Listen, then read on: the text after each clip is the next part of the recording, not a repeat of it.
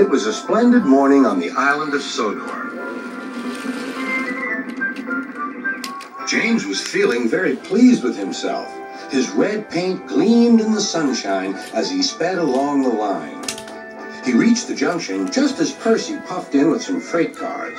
James was surprised to see him. "What are you doing here, Percy? You should be at the station by now." "I know," sighed Percy. "These cars have been troublesome all morning." "That's no excuse, Percy. Nothing should stop us. Sir Topham Hatt relies on us to be on time. Now, if you'll excuse me, I'll be on my way." And James puffed importantly away. "Bossy buffers," muttered Percy.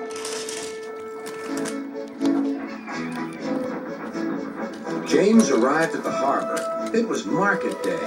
The harbor yard was filled with the sweet smell of fruit from faraway lands. The fruit was delivered in big ships.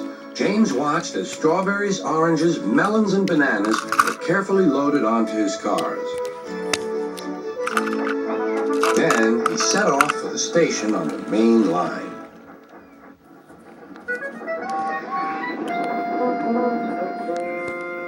On the way, he met Thomas.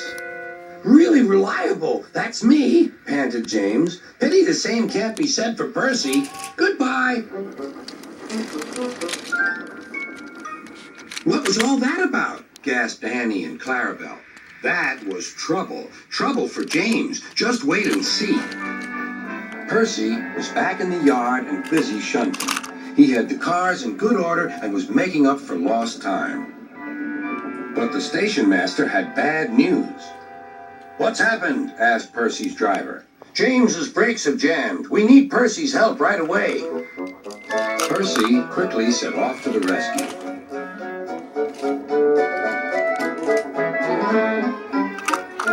James was stuck on the line and looking glum. Percy couldn't help laughing. "Got yourself in a bit of a jam, eh, James? A sticky situation?" "Be quiet. It's not funny having jammed brakes." "And not very reliable either. I'm surprised you let it happen, James. Nothing should stop us engines." "That's enough, Percy," said the driver. "Can you push these cars?" "Of course I can. There's no time to lose. James has done too much of that already." James angrily hissed steam as Percy was coupled to the cars. "Off we go," said Percy. "I'll have to go fast to get there in time. Those big engines are so unreliable."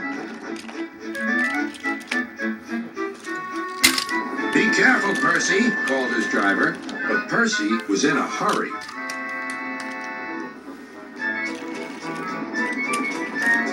He didn't see that the switch had failed and that he had been diverted into a siding.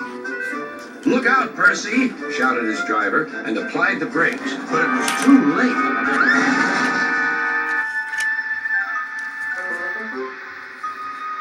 The driver and fireman had jumped clear, but squashed fruit squirted all over Percy.